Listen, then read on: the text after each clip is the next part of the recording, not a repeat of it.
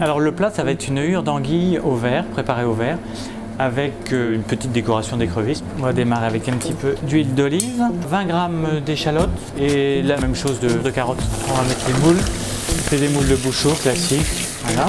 Je vais assaisonner, un petit peu de sel, un petit peu de poivre, un petit peu du céleri branché.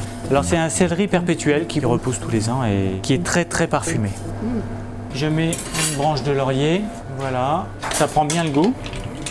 Et on va mouiller avec 1 ml de vin blanc et la même chose en eau.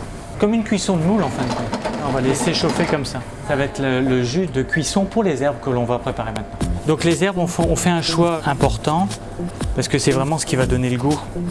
Donc là, un petit peu d'aneth, de l'oseille. Là, vous avez le basilic, la coriandre qui donne un bon parfum. Alors là, l'estragon. Voilà, donc on va hacher plus ou moins grossièrement l'ensemble des herbes.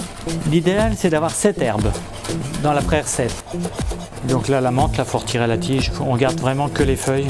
Après, on va retirer les moules. Ce qui nous intéresse là dans les moules, c'est surtout le jus de cuisson pour les herbes. Si je peux me permettre, ça sent la braderie de Lille.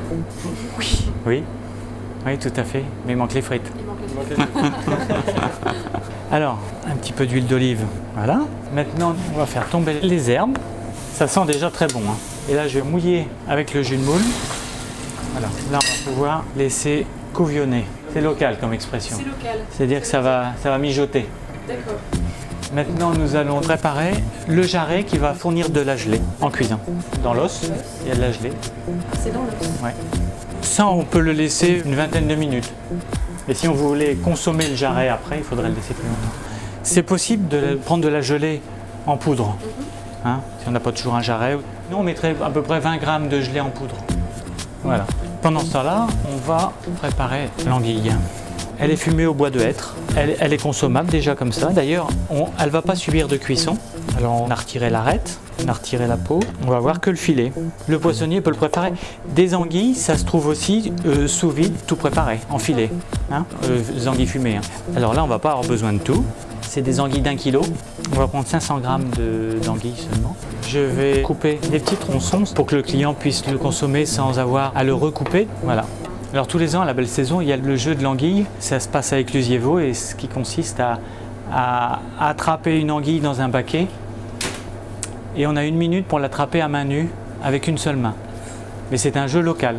Je ne vais pas mettre tout de suite l'anguille dans les petits pots parce que je voudrais qu'il y ait des herbes au fond. On peut déjà cuire les écrevisses qui viennent de Fréchancourt. Fréchancourt, c'est à 15 km d'Amiens. Là, c'est vraiment une écrevisse pour la décoration. Mais on pourrait bien sûr mettre des herbes, carottes, oignons, pour parfumer le produit. Cuire des écrevisses, ça va très vite. C'est 2-3 minutes. Bon, voilà. Vous voyez, là, c'est des écrevisses de belle taille. Ça, c'est bon. Là, on arrive au bout de la gelée. Il ne faut pas que ça réduise trop non plus parce qu'on n'aura plus assez de jus. On va mettre un petit peu de préparation dans nos moules.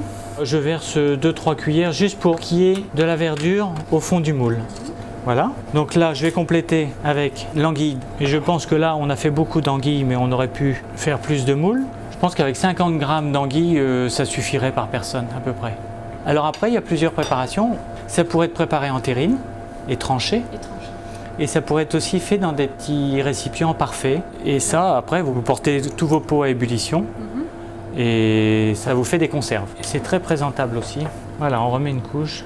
On essaie de répartir un peu les herbes partout. Je vais verser juste pour compléter à hauteur du moule. Voilà, ça embaume. Et maintenant, il faut le faire prendre au réfrigérateur. Pendant combien de temps? L'idéal serait la nuit, donc un plat à préparer la veille. Alors les écrevisses, il faut retirer la carapace sans couper la chair, mais bien écarter sur les côtés pour que la chair reste attachée. Donc je vais démouler la petite hure. Vous voyez, en ouvrant sur les côtés, c'est des moules qui sont assez pratiques en fin de compte. Alors, c'est une vinaigrette de balsamique et l'écrevisse qui vient embrasser la hure d'anguille. Alors, il y a un vin pour lequel j'ai une préférence, c'est un vin du Cher, c'est le Quincy, qui est un vin blanc, qui est assez rond et qui irait très bien avec le goût fumé de l'anguille et la verdure. Un Quincy du Cher, oui, ça irait bien.